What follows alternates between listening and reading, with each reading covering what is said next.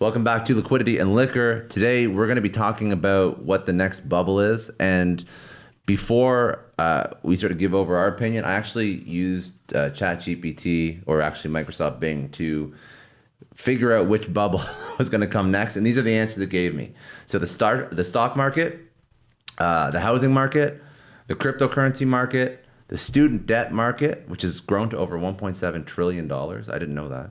And the green energy market, which has benefited from a ton of government subsidies, but hasn't really proven itself out yet. So these are the things that ChatGPT or AI thinks. Yeah, I would say the ChatGPT type is the bubble, is the AI. This is the next bubble. Clearly, there'll be a time that the stock market is going to be inflated, but the stock market is not necessarily going to be the bubble. Even within the stock market in 01, they used to call it the .com. Let's define bubble. When they overpriced a particular space, right? And if you look at true bubbles, so if the stock market, if you go into recession, that's not a bubble. When you look at like the housing market, unless you're going to emulate, it's not a bubble. It's not a bubble. Yeah, it can be declining, but it's not a bubble. The bubble for the .com is like... That was a bubble. That was a huge bubble. Yes. When you have billion-dollar companies that go to zero overnight. It was where the valuation of companies was overpriced because it was just overpriced overall as a category. It wasn't just one or two. Cryptocurrency was a bubble. Cryptocurrency had the bubble moments, and then it goes up and down. It's cyclical, right? The bubble comes back and forth. But this is definitely going to be my opinion is that all the money is going to be synced recklessly into AI. Yeah. Because most investors are not sophisticated enough to understand what's good. They don't know what the space is. So there's going to be more money than it's needed at a short period of time injected into that space. Yeah. And at that point, people would be able to make a lot of fortunes. Many of them are going to be losing a lot of money.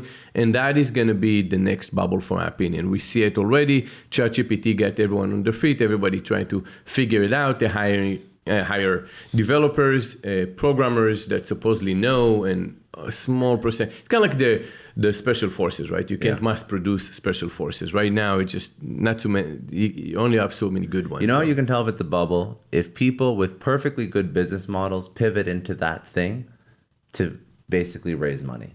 Or you know what? Also, if they add it as a domain name. If you have .ai at the end of your business, you know it's a damn bubble. It's happened with NFTs, happened with crypto. Perfectly good businesses were like, we're going to launch an NFT. You had no business launching an NFT. There's no need for it. I'm not against innovation. But they thought that everything is going to be NFT, and then Nike went and did some ridiculous amount of money into the NFT, and no one talks about it. You know how I know if you're a legit business?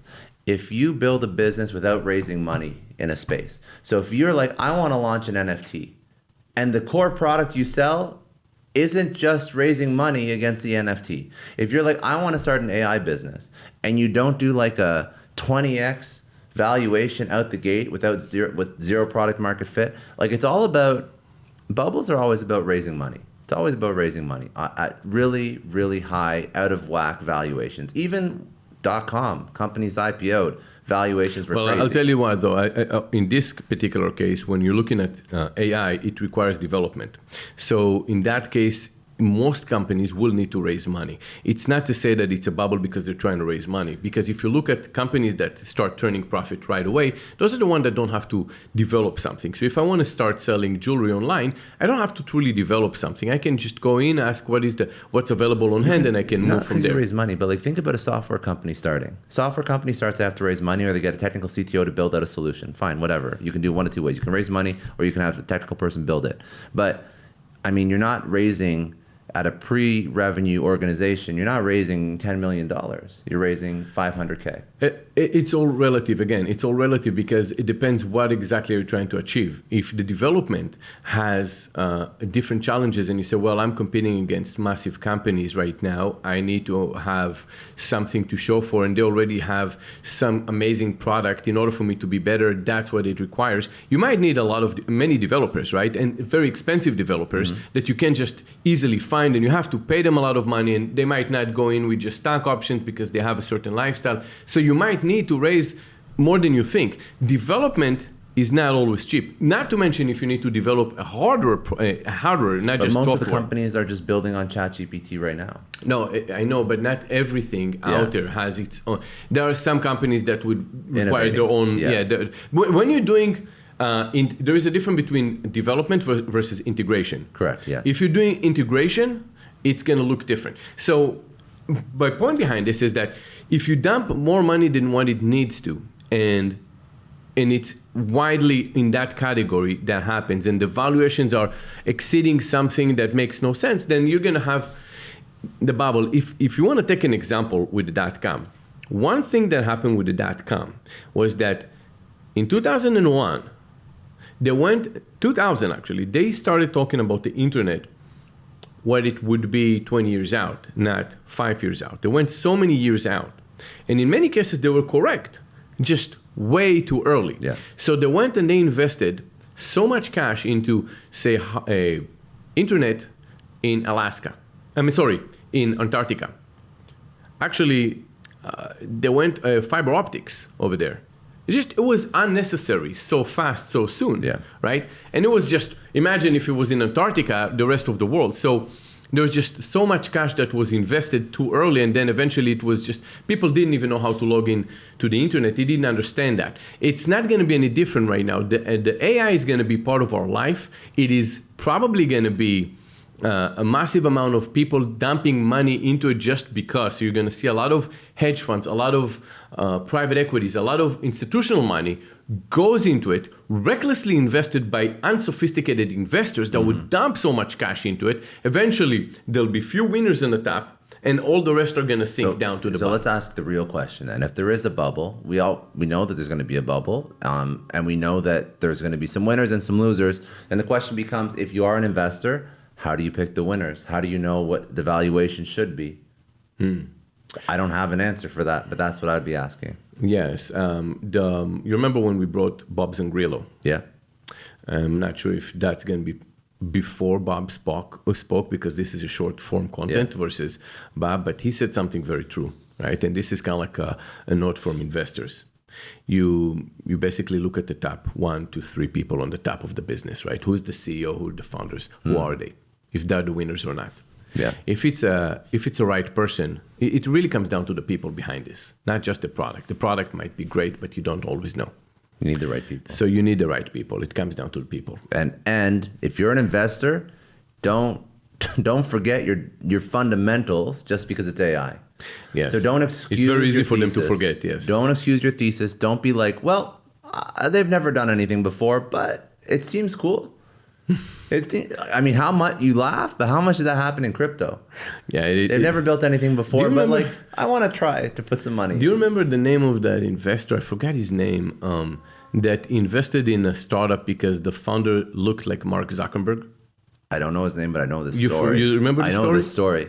Yeah, it's wild what investors do because they're just humans. That's why investors are just humans. That's why. Caveat. On the other side, if you are an entrepreneur, this is why it's so important to have a good story. Because you can actually raise money. You know what? I will tell you something. Here's who I would invest. I might actually be lenient to invest in an owner-operator of a particular business that needed an AI integration to optimize it. He hired developers because he truly understands that space. Yeah. He said, all right, let me go and put an AI behind this. Doesn't have to be fancy schmancy. I just wanted to do one thing for me because that's what I need to take out. Remember the story from Emerge that I told you? No. Oh, yes. That's right. Yeah. That's a good one. So this is it's not an owner-operator that included AI. It was an owner-operator that wasn't a business he just understood, left, and then he built his own company, completely dedicated. But it was architecture. And the product, and this was at Emerge in Miami last year, so before ChatGPT, and the product was AI tools that could look at a blueprint of a house. And normally, to build a house, you have to have an architect measure the distance of every single piece of the house on the blueprint. So the door is so many, so many inches, and this wall is so many inches, and the window so many inches, and this retaining wall, and this blah, blah. You do the whole house. Everything has a measurement. Then you build it, right? This AI with an increased amount of accuracy compared. So I think humans are like 97% accurate or something like that, like a trained architect human doing this. he built an AI that was like 98% accurate at doing that work in under 5 seconds per se, as opposed to an architect that would take 2 weeks to do that work. He would show the blueprint to an AI tool that would scan it and then give you measurements of every single piece of the house. And I can't remember his run rate, but he was in the millions of annual revenue in under a year because he was selling an AI solution solving a legacy problem in an industry that only he So understood. this is going to be his time Yeah. to go and sell it for an unproportional ratio. He was right? running at like 20 or 30 million ARR, annual recurring revenue, like under 1 year. It was wild, his Insane. contracts. Insane. Because nobody else is solving for this. And there's so much money in housing and building and development.